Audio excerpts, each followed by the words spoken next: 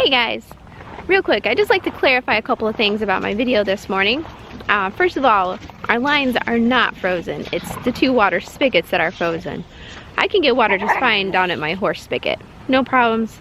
All my other lines are fine because they were buried deep enough.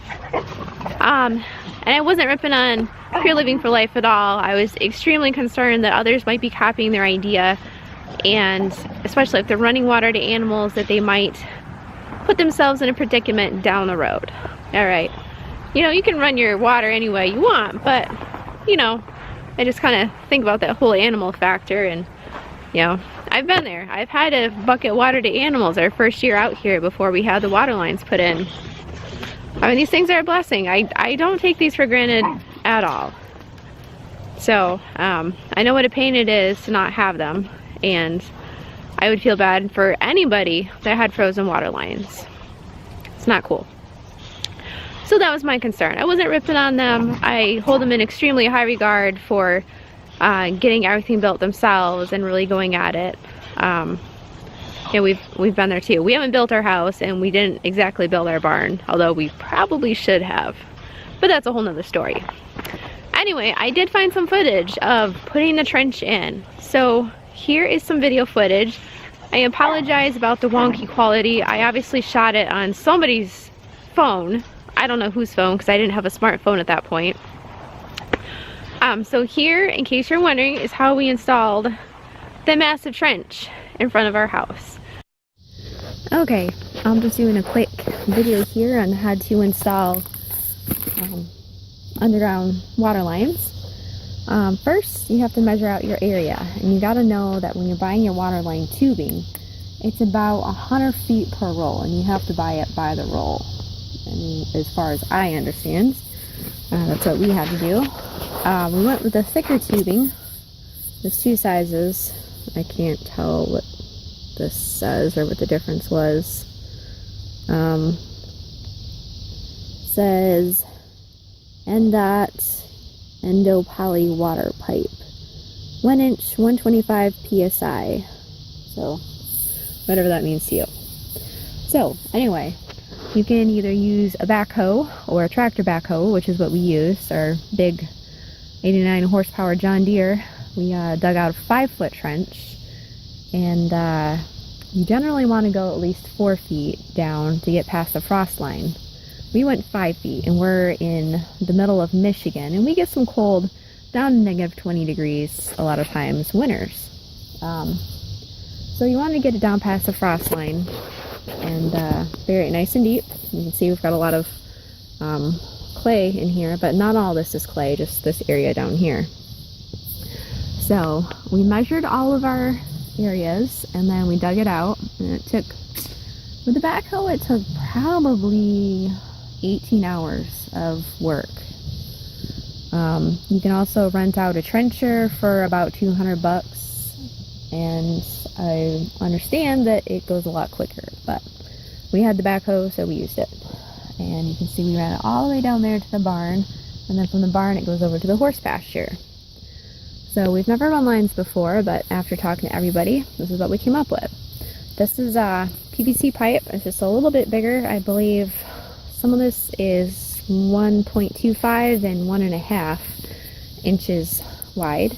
Any area where you're going to be driving over with a car, with a tractor, with horses, with cows, anything that's going to be any sort of weight, you want to encase it in some exceptionally wide PVC pipe, just because it protects the pipe from frost. Because what happens when you get something heavy, it actually forces the frost down through the feet of dirt, and it will still freeze up your water line even if it's 4 or 5 feet down.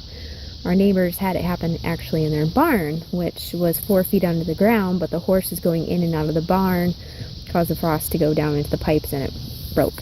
So anyway, this is an area he was assuming would run traffic on it, so we just ran all the pipe over it. This area does not have pipe over it because this is where our junction is. We've got our hose clamp on here that I just put on. This is a protective plastic cap that goes over the end until you're ready to join your ends. You want to keep that there to keep dirt from going in. Here's our T-splitter. This is our main line that runs down into the well. Boop. And these are the two ends. I don't recommend having the one of your house put these on because it is a pain in the butt. It took me forever to twist the sucker on, and I don't know how I'm going to join these on without having to twist them, because obviously I can't twist it now that I've got this end on. So then what you're going to do, you got your little hose clamps. I'm going to slide this baby back up. And then you want to clamp it right where the threads are underneath here. So this is all threads, so I'm going to slide it up to here and then tighten that down as tight as I can. And that'll hold it nice and secure. So I just put that on there to get it in place. What else was I going to say? Oh yeah, we have frost-free hydrants, which I can't show you at the moment because they're buried, and I'll go over those in a different video. Alright, so here is one of our frost-free spigots. The waterline guy said that this would definitely not freeze in the wintertime. You just pull this up and the water comes out the hole here. It's got a cap to keep it sealed. And that comes off after everything goes in. You can get these in 4 feet or 6 feet. You still have 4 to 5 feet underground, and then the rest is going to be, above ground. And we don't need it extremely tall out of the ground, just enough to get water from. So let me show you this. This is the important part that you gotta know. This is, I don't know if it's got a technical name, but this is basically the drain. The way these types of faucets work is the minute you turn the water off, all the water that's in this pipe here, pipe all the way up, drains out. Now you obviously don't want it draining back down into your well because that's called backflow. So instead, it drains out this little hole right here. Actually, the hole right here. Cat, move out of the way. So we bought these little attachments, and it's about 1.5 inches roughly, maybe 2 inches total. And then you just screw that in, and then this makes it longer. And again, it's not going to freeze because this is going to be 4 to 5 feet underground. So it should be warm enough down there to not freeze, and if it freezes, then your whole line's going to freeze and you're screwed. We did have to have an adapter, this piece right here, to fit our elbow joint, because our hose line comes right here. It's going to. So when you buy the pipe, you buy this whole thing up to there. Ladies. And then you have to buy this part separate, and then this part separate. We wrap these in plumbing tape, whatever it's called, and then rub some glue stuff on there, which I'll go over later, maybe, if I remember. Anyway, I'm going to go over this. The guys also suggested to do this. The reason you extend this out is to prevent dirt and stuff from clogging this little hole up, because if this is just buried in the ground, obviously it could get clogged and then you're going to be screwed as far as the water draining back out. Finally, the dog. So, this is another drain. So what we're planning to do is cut this hole a lot bigger. Obviously it's got to fit the diameter of this pipe. So this hole is going to be bigger, and then the pipe's going to come out through the top of that hole. And then we've got a hole in the bottom here for our water line. And then this is going to sit inside there and just drain right out the bottom. So this will essentially prevent any dirt or foreign bodies from coming in contact with the water that's going to escape out of here. Might be overkill, but we don't want to do this again. Now it brings us to task number 2 or 3 or whatever. And you want gravel in the bottom. Finally. That's 1-inch stone in the bottom. We just got it from our local gravel pit. So we put about 1 foot of stone down there in the bottom. We're going to put our spigot in, attach the line right there, and then put another 1 foot of stone on top of that.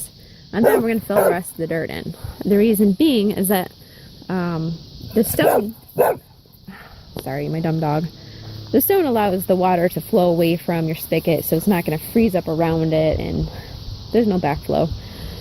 It's just extra precautions. So again, since we're doing this and we want to do it right, we're trying every way we can to do it right. So we've got our extender, 2-inch extender. We've got our protection kit, and I think These were like 20, 25 bucks a piece, which is a little pricey, but that was Eric's idea. And then of course we have our gravel down the bottom. There's the rest of our gravel right there. And just to give you a synopsis, this is our dog line. Hi doggies. It's gonna run into the barn. Oh, now I got the sun. Sorry. Come on, pick it up. And if I can get the sun to stay out of my way, the horse pasture fence over there. And then it runs right back by that utility pole, which is fading into darkness again. Come on, phone. Bentley. There we go. Alright, so the well's right behind that utility post. So the line, you can see it runs right back there. So we have to connect in there, come out here, run off to the barn, run off to the horse pasture, and then come all the way over here to the dog kennel. It's going to come up right here. We have a deck that sits right here, so it's going to come right next to the deck, and that should be perfect. And again, I am not ripping on them. I'm just saying, be careful how you put your water lines in.